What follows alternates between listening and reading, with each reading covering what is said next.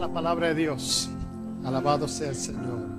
Hermanos y hermanas, hoy yo quiero hablarles domingo de la Reforma acerca de Romanos capítulo 1, versos 16 y 17, porque ese fue un versículo que impactó a una figura histórica hace 499 años atrás, mucho antes de yo nacer y la mayoría de ustedes nacer, ¿eh? 499 años, eso hace un montón de tiempo. Pero ese verso que justo vivirá por la fe impactó a un tal Martín Lutero. Y hoy a través del mundo, si usted no lo sabía y si no le gusta mucha historia, yo le voy a dar un poquito de historia, pero a través del mundo más de 75 millones de cristianos reformados, presbiterianos y millones más de la fe luterana y protestante, hoy celebramos, reconocemos la Reforma. Y en la iglesia presbiteriana nosotros también, aunque no lo hago todos los domingos, nosotros recitamos un credo en particular y nosotros tenemos un libro de confesiones, Book of Confessions. Y aquí se encuentran 12 credos o creencias que nosotros tenemos para ayudarnos a entender las escrituras.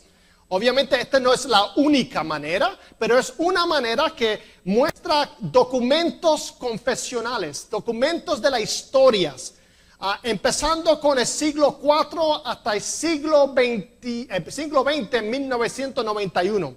Y lo que contiene aquí son personas, grupos de individuos que escribieron un resumen de su fe cristiana. Si usted mira, estas páginas son como 250 páginas. Y la Biblia, tanto el Antiguo y el Nuevo Testamento, es como 1500 páginas. Por lo tanto, ellos tratan de resumir lo que está en los 1500 páginas. Y lo que se llama el libro de confesiones. Obviamente son documentos, algunos se contradicen, otros son históricos, pero nosotros lo reafirmamos, lo estudiamos porque nos ayuda a entender lo que cristianos entendieron durante diferentes épocas. Y nos recuerda que nosotros no somos cristianos individualistas. Nosotros no somos cristianos que empezamos esta iglesia en el 1982, sino que nosotros también tenemos un trasfondo más allá, una continuidad con la historia cristiana a través de 2000 años. Habían otros creyentes como usted y como yo que también pasaron por pruebas, dificultades, que no entendían totalmente las escrituras o no comprendían todos los caminos y los pensamientos de Dios, pero trataron de escribirlas y ayudarnos a nosotros a interpretar las escrituras mejor. Ese es el libro de confesiones. Y por lo tanto son como mapas, es como uno ir, guiar su carro. El mapa que usted tiene en papel o en el GPS realmente no es el lugar exacto, sino le lleva a su destino. De igual manera, estos son mapas para ayudarnos a entender mejor las escrituras. También en nuestra historia, hablamos la semana pasada de mucha bandera. Celebramos 22 nacionalidades en la iglesia, de personas y países que hablan español. Y en la iglesia presbiteriana también nosotros tenemos banderas de todos los 12 credos. Y yo quisiera que nosotros pudiésemos ver algunas de ellas rápidamente, las banderas de los credos, y darle una introducción breve de cada una de ellas. Por ejemplo, tenemos en la pantalla el credo niceno, con su bandera en particular, escrito en el siglo IV. Ese es un credo que casi todos los cristianos afirman. Las 3 ramas del cristianismo afirman el credo niceno. Niceno viene de la palabra Nicea, que es un pueblo en Turquía. Y Constantino, el emperador romano, fue que convocó una reunión para que los cristianos pudiesen unificarse en su creencia. Nosotros afirmamos el credo niceno junto con otros cristianos. También está el credo apostólico. No fue escrito por los apóstoles, pero sí tiene la enseñanza más básica de la Trinidad y de la vida de Jesucristo y de nuestra esperanza. Y fue escrito del siglo II hasta el siglo VIII que se finalizó. Y era una confesión, Un credo que la gente decía de memoria. Desde siglos segundos, la gente memorizaba el credo apostólico como memorizaba el Padre Nuestro y los 10 mandamientos. Como todos aquí sabemos el Padre Nuestro y los 10 mandamientos. ¿Cuántos saben los 10 mandamientos? Algunos todavía. Pero los que vienen los miércoles lo saben de memoria, usando los dedos. Yo les enseño los 10 mandamientos usando sus dedos. Pero ellos los recitaban y era especialmente para aquellos que eran nuevos en la fe. Antes de bautizarlos, ellos recitaban de memoria el credo. Normalmente estos credos no vienen de una iglesia en particular. Yo sé que algunos de ustedes piensan, esto viene de una iglesia en particular. No, estos son credos de toda la iglesia. De que una iglesia o dos quizás lo afirmen más frecuentemente, no le hace dueño de ello. Sino que la iglesia cristiana, la iglesia universal, a través de los siglos, diferentes países han reafirmado el credo niceno y el credo apostólico. Esos son los credos primitivos, los primeros que tuvimos. Los credos de la Reforma del siglo XVI, algunos de ellos son la confesión escocesa, the Scots Confession. Confesión escocesa viene de Escocia, Scotland, y es la confesión nacional de la isla de Escocesa, de Gran Bretaña. Cuando ellos vinieron en poder, la religión oficial vino a ser presbiteriana en Escocia. Tenemos otra, y Juan Knox lo escribió en 4 días.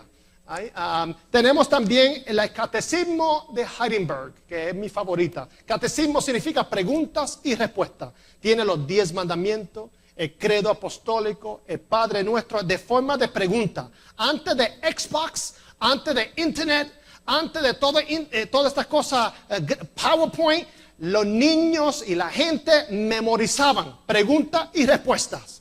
Y esa es una forma de ellos saber lo básico de la fe cristiana. Y tiene está dividido en 52 semanas, una semana por el año, el Heidelberg Confession, el Catechism. Tenemos también la segunda confesión helvética. Helvetic significa Suiza, de Switzerland, Suiza. Y esa es la confesión de ese país principal, la segunda confesión de Suiza en el siglo XVI.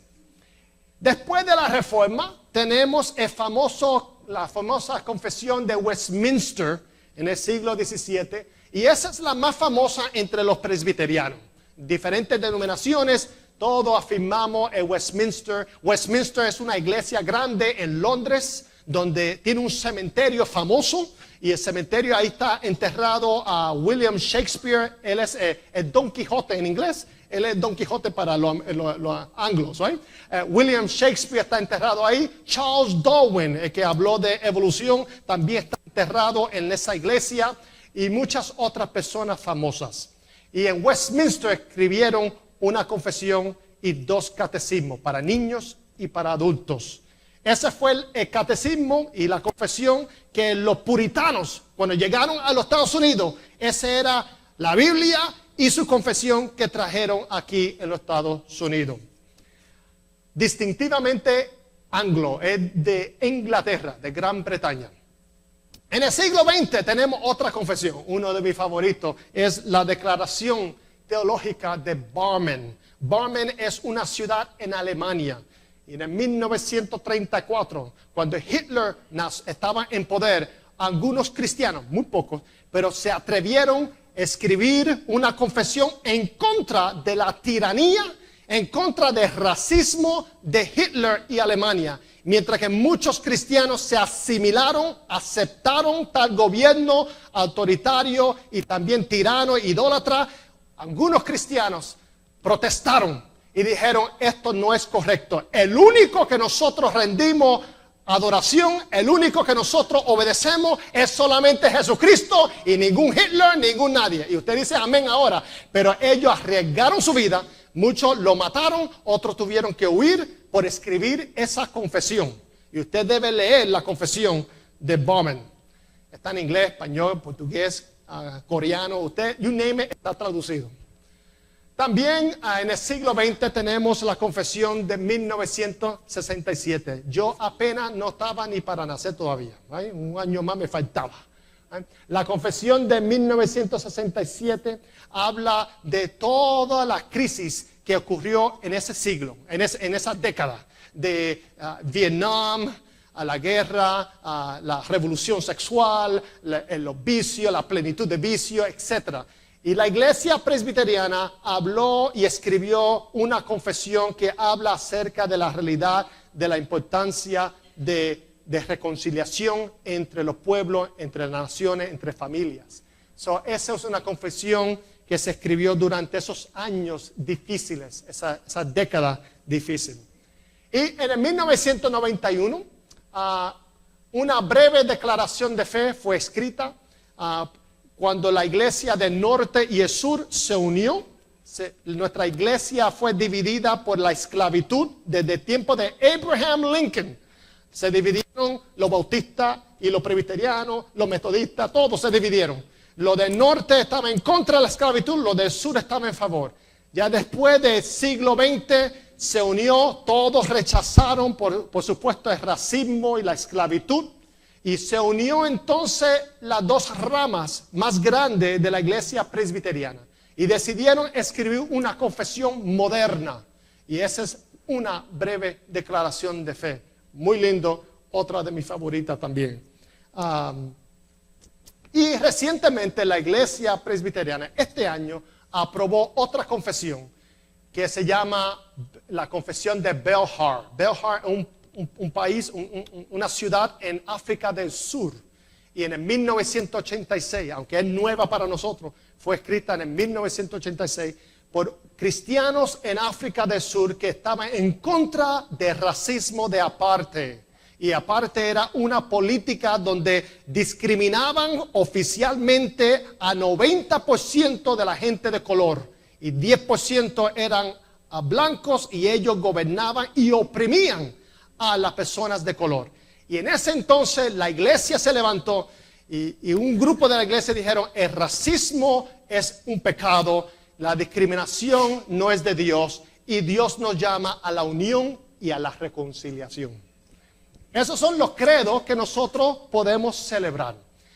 Como segundo punto, yo quisiera hablarle de la tradición o la fe protestante. Y voy a enseñarle un video de 1 minuto acerca de Martín Lutero.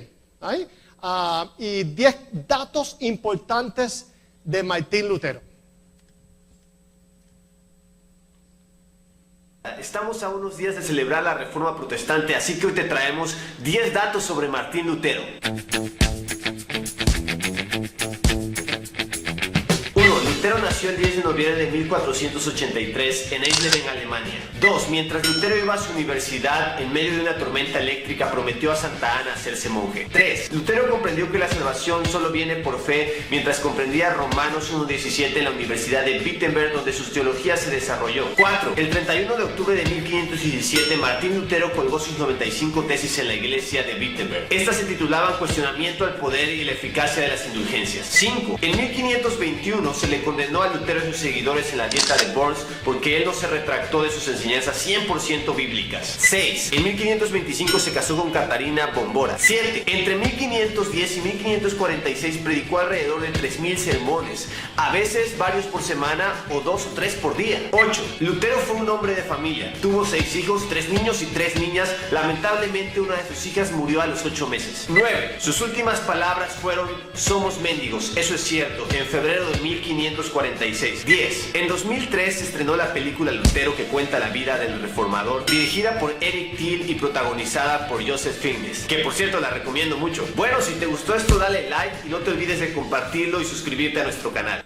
Amén. Ok, el muchacho habló tan rápido. Si usted quiere verlo, me envía un email, un texto y yo se lo envío el link. Right? Hay una película de Martín Lutero, de Juan Calvino, muchos de los reformadores. La tradición protestante, cuando hablamos del Domingo de la Reforma, Reformation Sunday, en realidad no debe ser una celebración, sino es una conmemoración. Porque uno no debe celebrar cosas que causó como división. Aunque hoy en día las 3 ramas del cristianismo reconocen el valor y la enseñanza, el movimiento de la reforma como algo positivo para la iglesia general. En ese momento no los reconocieron. En ese momento hubo discordia y división y amenazas. Pero hoy en día, gracias a Dios, estamos las tres ramas del cristianismo en paz, en tranquilidad, en armonía y reconociendo y conmemorando lo que Martín Lutero trató de hacer. Literalmente, si usted cree que un hombre o una mujer no puede cambiar el mundo, nosotros tenemos evidencia de Jesucristo que cambió el mundo con su vida y su enseñanza. Y tenemos seguidores como Martín Lutero. No Martin Luther King Jr., ese fue otro, ese fue el siglo XX. Muchos de ustedes están confusos, no saben qué siglo está. Yo estoy en el siglo XVI, 499 años atrás. Este hombre se levantó y escribió 95 tesis, 95 theses. Y era simplemente, él era profesor y él quería discutirlo con su estudiante. Él nunca se imaginó que iba a llegar esto a todo el mundo. Él simplemente quería darle una asignación a sus estudiantes y la asignación estaba en la puerta de Wittenberg, el castillo de Wittenberg donde él enseñaba. Y ahí entonces la invención de la imprenta, the printing press, fue que tomó todos sus escritos y los difundió por todo el mundo de Europa y se hizo famoso a riesgo de su vida por escribir ese libro y otros más. Pero él no quería nunca dejar la iglesia. Él nunca quiso abandonar la iglesia. Lo que él quiso era reformar la iglesia. Y se llama la reforma protestante. Y cuando hablamos de protestante, muchas veces pensamos que es algo negativo. Alguien que protesta, alguien que se queja. Y en un sentido es cierto. Los protestantes nos quejamos en contra de la injusticia social, por ejemplo. Pero también protestante, fíjese cómo yo lo escribí en la pantalla, protestante.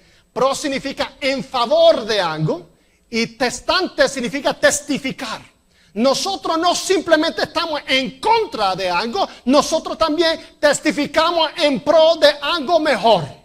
O sea, en el mundo puede haber distorsiones, confusiones, pero en la iglesia de Jesucristo que está siendo reformada por el Espíritu Santo, nosotros estamos también para testificar que no importa cómo usted se siente o dónde está o cómo está el mundo y el caos que pueda existir, nosotros proclamamos el Evangelio, la buena noticia de Jesucristo. Testificamos que hay algo mejor, que el reino de Dios es mucho mejor que lo que muchos experimentan aquí en esta tierra. Por lo tanto, la reforma es el redescubrimiento, the rediscovery, no de las escrituras, siempre ha estado ahí, sino de las buenas noticias de las escrituras. Y la buena noticia de la escritura es la siguiente, y Martín Lutero lo enfatizó: no es por obras humanas que llegamos a estar bien con Dios, o que somos aceptados o perdonados por Dios. No es por obras humanas, sino es solamente por la gracia de Dios, por fe y confianza en Cristo solamente, mediante la Escritura, para la gloria de Dios. Por lo tanto, la palabra protestante puede significar algo positivo.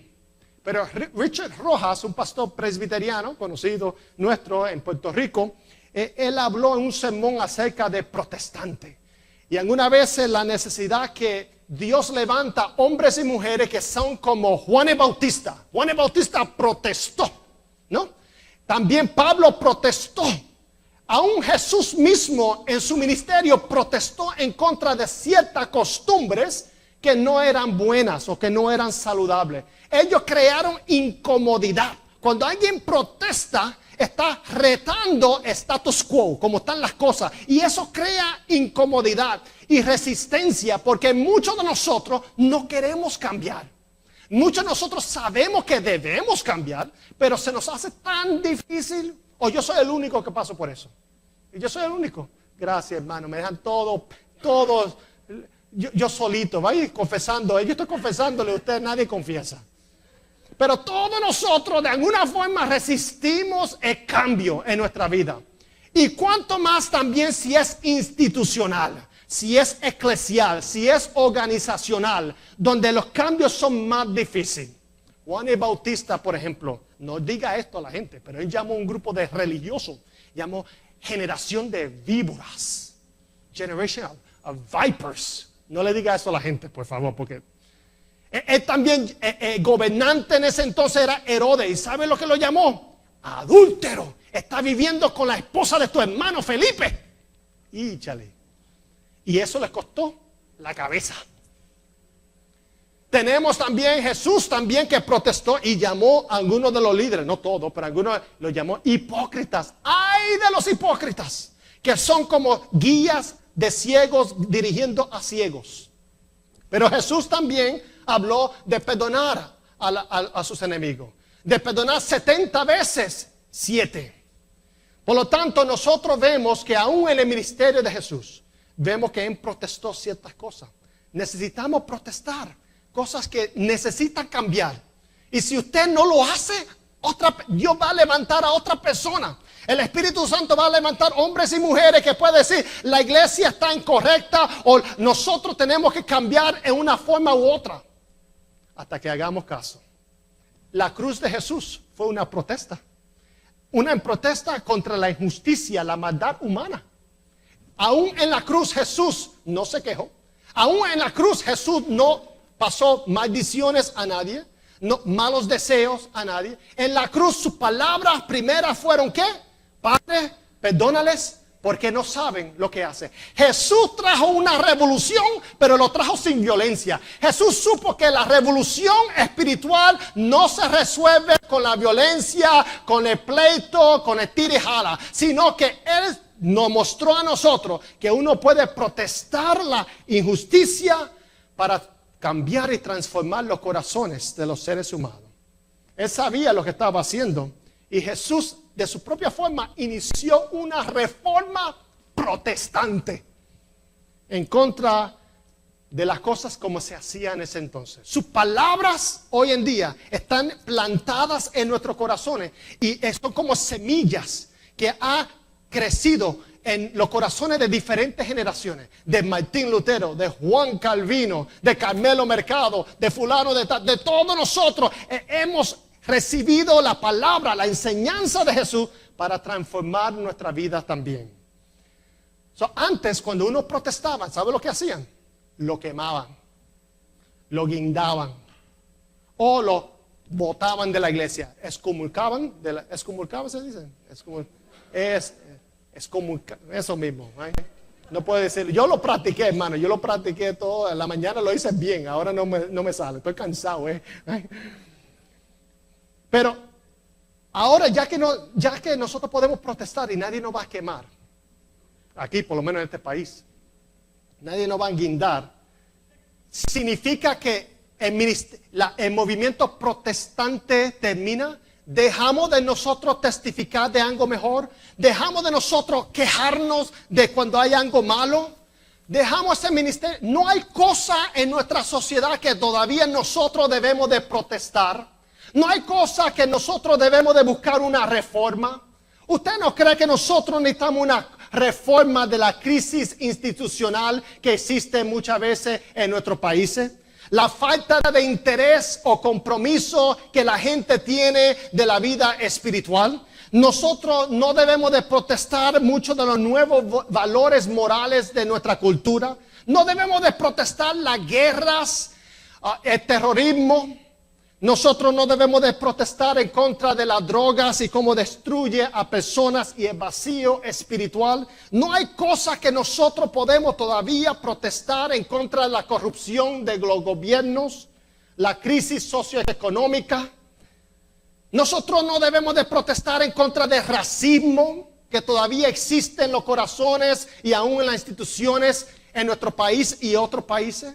Todavía nosotros no debemos buscar una reforma en contra de la discriminación contra de religión, raza, género sexual, identidad sexual, edad o incapacidad.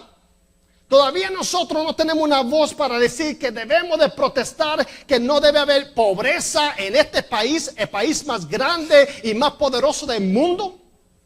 Todavía yo creo que el ministerio, el movimiento de protestar y buscar reforma continúa, porque Dios todavía no ha terminado su trabajo con nosotros y nosotros tenemos que levantarnos, pararnos y decir en ocasiones, esto es una injusticia en este partido en particular o en esta ideología en particular, y también levantarnos y protestar y decir, testificamos que hay algo mucho mejor. No hay mucho amén, pero yo sigo predicando. Harold Bloom en el 1999, Time Magazine, escribió un artículo y cuestionó si los protestantes todavía deben llamarse protestantes. Porque él cuestionó si todavía era vigente esa palabra. Él escribe y dice, ya los protestantes no protestan. Ya los protestantes no intimidan a nadie. Los protestantes se asimilan fácilmente a la moralidad culturales. Y lo vemos también en la adoración cristiana, muchas veces, deformada al nivel de individualismo. Pensamos que adorar a Dios es solamente Dios y yo y nada más. No olvidamos el concepto que Dios llama a un pueblo para rendirle culto, no solamente a un individuo. Lo vemos también en las enseñanzas y las predicaciones que escuchamos, que en vez de predicar a un Cristo poderoso, muchas veces lo que se sustituye es una predicación más superficial, una predicación más fácil, un cristianismo donde hay prosperidad material, donde hay gratificación personal, donde hay autoestima individual. Y yo no estoy en contra necesariamente de esas cosas, pero cuando eso llega a ser el principio, el enfoque, cuando la iglesia llega a ser un entretenimiento, un show, una presentación, una actuación, perdemos la perspectiva de protestar en medio nuestro. ¿Cómo vamos nosotros a mantener la tradición de protestar? Un lema nuestro es, somos la iglesia reformada, siempre reformándose, según la palabra de Dios y a la luz de las Escrituras. ¿Cómo nosotros podemos seguir manteniendo a Cristo como el centro de nuestra enseñanza, de nuestra adoración, de nuestra ideología? Una de las formas es las 5 solas. Los 5 grandes conceptos de la fe reformada. Y yo le voy a enumerar rapidito. Las 5 solas viene la palabra latín que significa solamente. Y Martín Lutero, Juan Calvino y otros escribieron y enfatizaron, si hay una forma de resumir nuestra fe, si podemos usar como un credo de resumir la fe, ellos dijeron, hay 5 frases que los creyentes deben de memorizar. Y lo dijeron en latín. La primera que ellos dijeron es sola escritura. Sola escritura suena en español, suena solo por la escritura. Ellos enfatizaron que la autoridad más suprema sobre la iglesia no es tradición, no es doctrina humana, no es una denominación, no es un individuo, sino es la misma escritura. La palabra de Dios revelada en la escritura, esa debe ser nuestra autoridad. Ninguna organización, ningún individuo, ningún rito, ninguna práctica, ningún carisma, nada puede estar encima por la escritura, sino sujeta a la palabra de Dios. Ellos enfatizaron eso. En un mundo donde la gente no leía la Biblia, bueno, como hoy no se lee la Biblia, pero ahora no hay excusa. Antes la Biblia no estaba traducida en diferentes lenguajes. La gente creía lo que le decían desde el púlpito, pero no leían por su cuenta. Y Martín Lutero enfatizó y Juan Calvino enfatizaron la importancia de poner la Biblia en su lugar. Sola escritura. Toda nuestra enseñanza, toda nuestra creencia debe ser basada y sujeta a las escrituras. Segundo, la segunda sola fide. Fide viene de fe. Solamente por fe. Y esto habla de cómo la persona puede tener un encuentro con Dios solamente por medio de la fe, la confianza plena. La persona puede, en Cristo Jesús, puede saber que son aceptados por Dios, delante de Dios. Es la fuente, el medio único para alcanzar salvación. Dios nos regala fe, es un regalo de Dios para nosotros creer en Jesucristo como nuestro Salvador. Y nosotros somos salvos por ese medio solamente. Nadie nace salvo. Nadie hereda la salvación. Nadie se puede salvar a sí mismo, a sí misma. Nadie puede salvar a otro. Solo la fe es que salva. Y esa fe es en Cristo. Y esa fe es dada solamente por Dios. Es fe en Jesucristo. Martín Lutero él tenía un doctorado. Sabía griego, hebreo, latín, francés, alemania. Toda esta gente era increíble, eran genios. Y aún así, él sufría porque él pensaba que él no era adecuado, no era tan bueno para merecer la gracia, la misericordia, el perdón de Dios. Y él se confesaba, y él iba y hacía muchos ritos tratando de agradar a Dios, ganar puntos con Dios. Y era un fracaso, hasta que él leyó el pasaje que nosotros leímos hoy. Romanos capítulo 1, verso 16 y 17, que dice el apóstol Pablo: a la verdad no me avergüenzo del evangelio, la buena noticia. Él buscaba buena noticia, y lo que encontraba en la Biblia, en la iglesia, en ese entonces era condenación para su alma. Y él dice: a la verdad no me avergüenzo del evangelio, pues es poder de Dios para la salvación de todos los que creen, los que confían. A los judíos primeramente, pero también a los gentiles, a los demás. Y dice: de hecho, en el evangelio se revela la justicia que proviene de Dios, la cual es por fe de principio a fin. De tal como está escrito, el justo vivirá por la fe. Y cuando él releyó las escrituras, le impactó. Era como una bombilla que se le prendió. ¿Usted ha tenido esa experiencia? Una bombilla. Bueno, algunos no tienen bombilla, algunos están bien fundidos, ¿vale? Pero algunas veces nos prende una bombilla.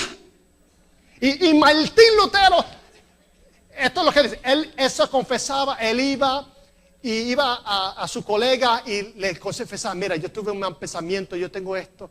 Y ellos ya están cansados de él confesarse tanto. Y cuando él salía, él dudaba: ¿Dios realmente me perdonó? Y entonces volvía otra vez: ay, yo acabo de dudar del amor de Dios. Y ellos lo botaron. Ya, Martín, sal de aquí. Y él hacía todo lo posible, una lucha interna. Él tenía una lucha, un coraje con Dios. Y quizá usted en su vida ha tenido esa lucha también con Dios. Espiritualmente nunca ha pensado que puede crecer espiritualmente. Siempre ha sido una montaña rusa. Y usted dice: este mes sí que yo voy a ir a la iglesia, por un mes por lo menos, un mes. Y después pasa el mes y ya usted está cansado de la iglesia, está cansado de la vida, está cansado de todo. Y vuelve otra vez. El otro mes yo voy a orar. Yo sí que voy a orar. Por lo menos 15 minutos. Para que Dios esté contento conmigo. Y empieza. Ni 15 minutos puede hacerlo. Ya después de 5 está cansado también de orar. Y su vida ha sido como una montaña rusa. Así era la vida de Martín Lutero. Hasta que redescubrió la buena noticia. Que nosotros somos salvos solamente por fe, y esa fe es un regalo que Dios nos da a nosotros para poder confiar en Cristo. Nosotros no nacemos salvos, nosotros no podemos salvarnos por nuestra cuenta, ni por lo que hagamos. Es solamente, como dice, sola gracia, tercero, sola gracia en latín significa solo por la gracia de Dios.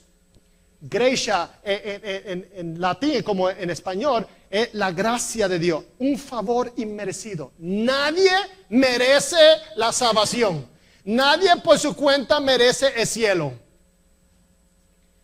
Y esto define de forma fundamental que Dios nos acepta no por méritos humanos, no por fuerza humana, no por algo que usted merece o ha ganado. La gracia de Dios no es compensación. ¿No me escucharon? La gracia de Dios no es un pago.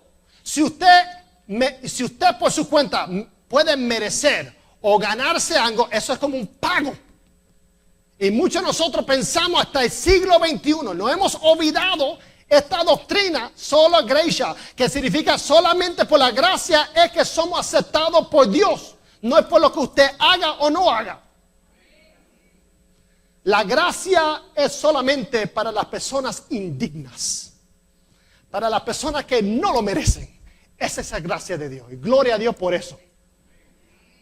Por eso Pablo dice, la esencia del evangelio es porque por gracia somos salvos, dice Efesios capítulo 2. No por obras humanas, para que nadie se gloríe. Para que no lleguemos al cielo y diga, yo llegué por mira lo bueno que yo hice. Mira lo mucho que yo diezmé. Bueno, puedes diezmar todo lo que quieras, hermano. Eso sí que diezme. Mira lo mucho que yo fui a la iglesia. Venga a la iglesia. Pero usted viene a la iglesia, usted da diezmo, usted ayuda al pobre, usted ayuda al necesitado, no para ser salvo, sino porque ya es salvo. Usted lo hace por gratitud, no por salvación. Porque somos salvos para buenas obras. No somos salvos por medio de las buenas obras. Somos salvos para buenas obras. Sola gracia, hermanas y hermanos. No puede haber, protesta, los protestantes, Martín Lutero, Juan Calvino, ellos dijeron, tenemos que abandonar toda confianza en sí mismo para llegar al cielo o para tener una relación correcta con Dios. ¿Escucharon eso? Abandonar toda confianza en sí. Abandonar cualquier doctrina creada por los seres humanos que nos dice, tienes que hacer esto para ser bueno, para que Dios te ame un poquito más. No hay obra humana que puede ser la base de nuestra salvación. No hay método, no hay táctica, no hay estrategia que pueda transformar el corazón humano.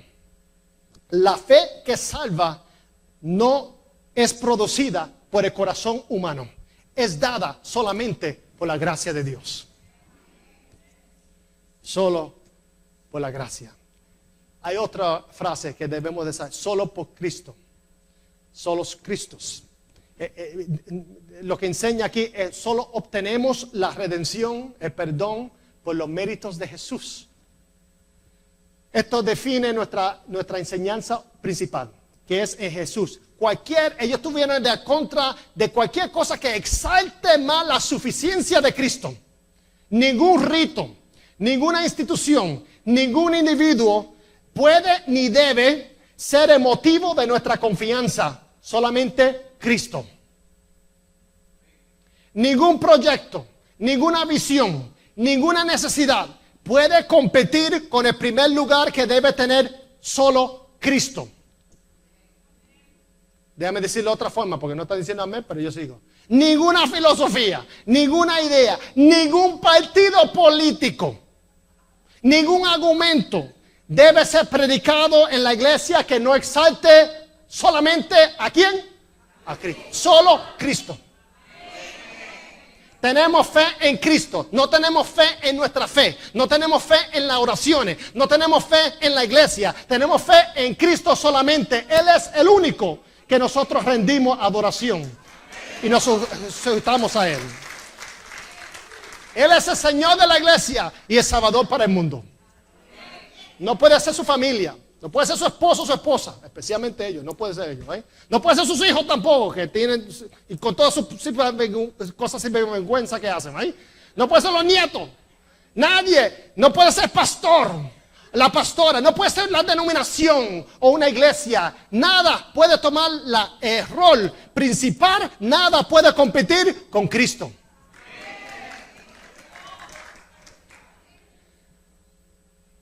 Y lo último, número 5. No lo último ahora, nunca diga lo último, y lo dije. Se me zafó. Yo nunca digo en conclusión.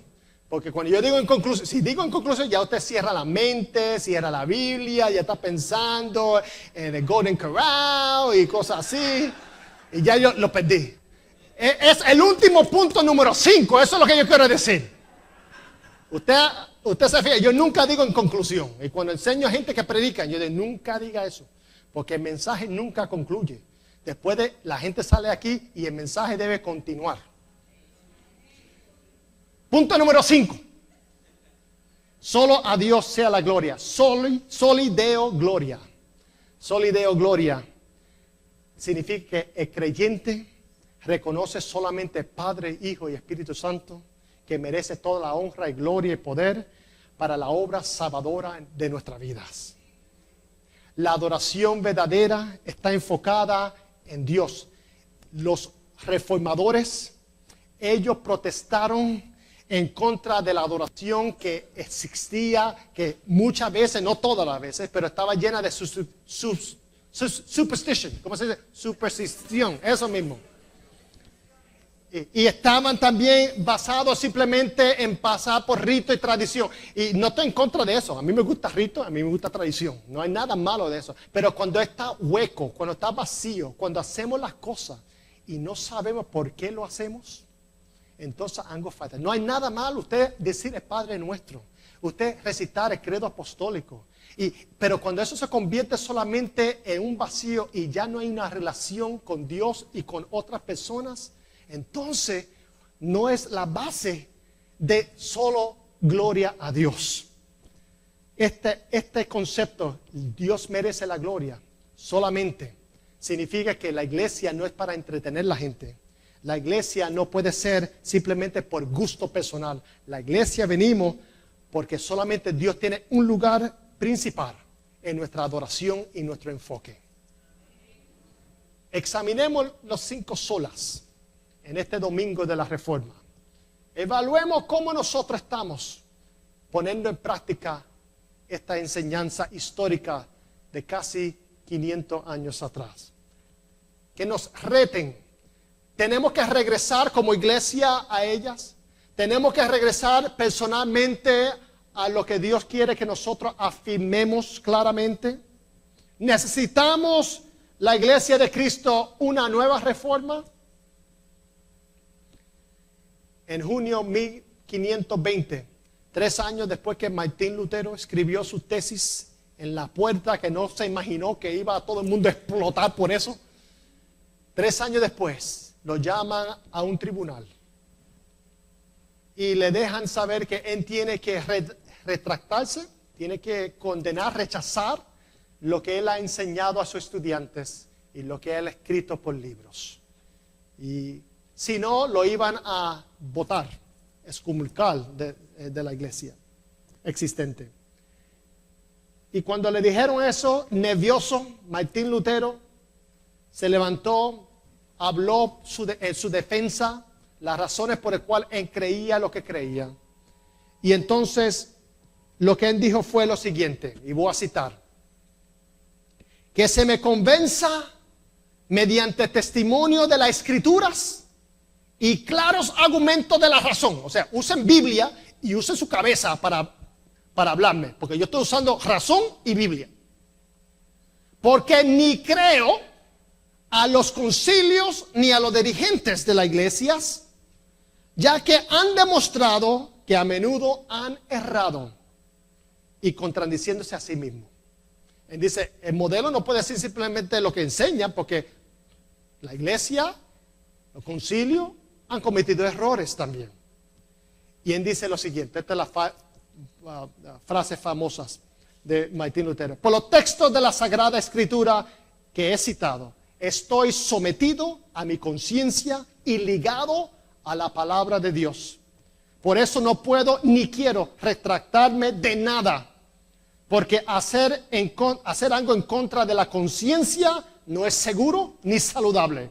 No puedo hacer otra cosa. Esta es mi postura. Que Dios me ayude. God help me. Y después de eso, Dios tenía que ayudarle, porque lo querían matar. Y había un Federico, gobernante, que le gustaba a Lutero, y le preparó un carro de caballo, que cuando él salió de lo que se llama la dieta de worms, right? Like worms, right? El concilio, él tenía un caballo listo para él, se montó enseguida y lo llevaron para escapar por su vida. Y lo llevaron a un castillo donde estuvo 3 años, con una barba que nadie lo reconocía. No salía por miedo de quitarle la vida.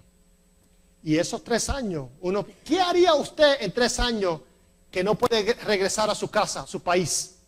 ¿Sabe lo que él hizo? Él fue provechoso. Él tomó las escrituras de griego y el hebreo y lo tradujo al lenguaje común de alemán, el lenguaje que hoy en día hablan los alemanes. Él fue el que empezó el alemán moderno 499 años atrás. Tradujo la Biblia. Ahora usted dice, qué cosa extraordinaria eso. Cuando la gente no sabía leer, cuando la gente no tenía Biblia en sus lenguajes, él fue uno de los traductores principales para que la gente, la Biblia, sola escrituras, pudiese ser la base de nuestra fe y de nuestra esperanza. Hay momentos, hermanos y hermanas, de protestar en contra del error y en pro de algo mejor. Nosotros podemos decir como Martín Lutero, porque estoy sometido a mi conciencia y ligado a la palabra de Dios. No puedo hacer otra cosa. Esta es mi postura. Que Dios me ayude. Oremos. Señor amado, nosotros sabemos que, como dice la Escritura, el justo vivirá por la fe. Es decir, Señor, nosotros llegamos a tener una relación correcta cuando confiamos en Jesucristo solamente y realmente experimentamos lo que es vida. El justo vivirá por la fe. Es entonces que nosotros sabemos lo que es vivir. Cuando sabemos que nuestra relación es basada en la gracia de Dios, solo en la fe y confianza, solo en Cristo, mediante las Escrituras y para la gloria de Dios solamente. Gracias, Señor, por el regalo de la vida y por el regalo de la salvación. En el nombre de Jesús.